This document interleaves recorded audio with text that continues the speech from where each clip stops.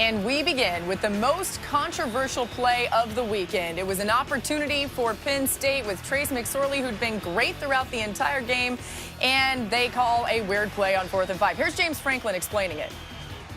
Yeah, they changed the look, so we called a timeout and had some discussions. We obviously didn't make the right call in that situation. That's on me, nobody else. That's on me. We didn't make the right call in that situation. Obviously, it didn't work. We've called something similar like that in other situations, and they broke for big plays, but that's on us. That's on me.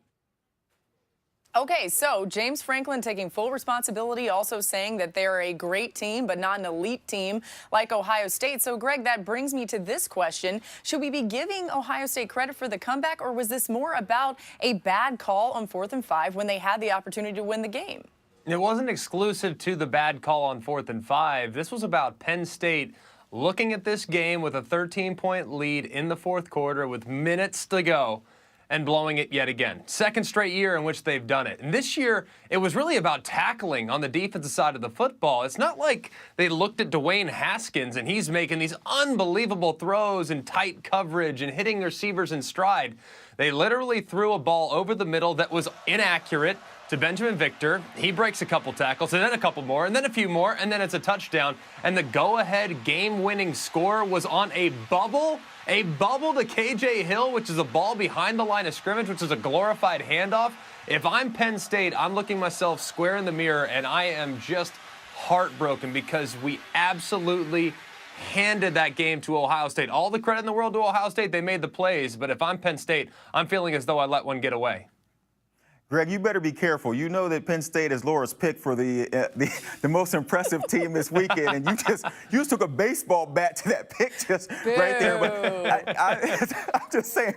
I mean, hey, Greg, I was going to agree with you halfway through until you just kept chopping and chopping and chopping. Done. But honestly, I was more puzzled by the 3rd and 14 run that they called.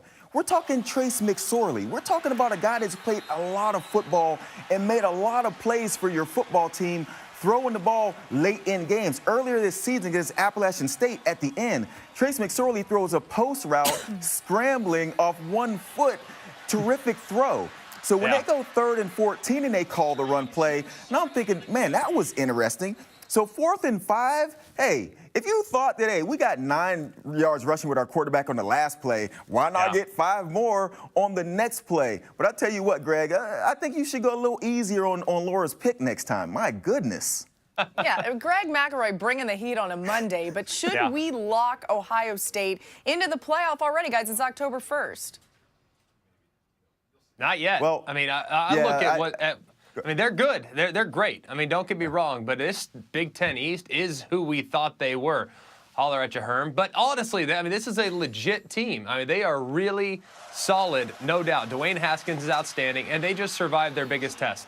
But if we learned one thing this past week is that you better have your A game every week or else you can get beat. Look at Clemson. They almost lose to Syracuse. Look at all the performances that you see on a weekly basis. You never know exactly how it's going to unfold. So if I'm Ohio State, knowing that I've gotten left out of the playoff in years past as a Big Ten champion, I can't let my foot off the gas, but I certainly feel comfortable with where I'm at right now as the front headlining team in the Big Ten East.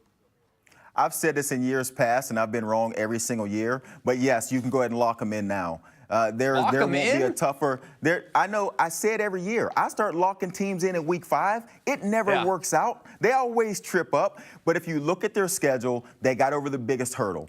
And we will talk about the team being off and the plays that were made. But for Dwayne Haskins to go on the road, see, he's played so well this season that we forget he's a young quarterback and hadn't played a ton of football. But to go on the road in that atmosphere and find a way to win, find a way to make plays and walk out a winner, I think they will grow tremendously from that win. I don't see a tougher situation on their schedule this season. Now, I said the same thing last year, and they got tripped up by Iowa. I'm not seeing that happen. Hey, Greg, I'm a lot nicer than you. As I've proven in the last question, I'm just a little nicer. So they got tripped up by Iowa. But the way they look, the way the Big Ten looks, I don't think Michigan is what we thought they were. Michigan State has taken a loss. Wisconsin has taken a loss. You can jot down now Ohio State gets into the playoff.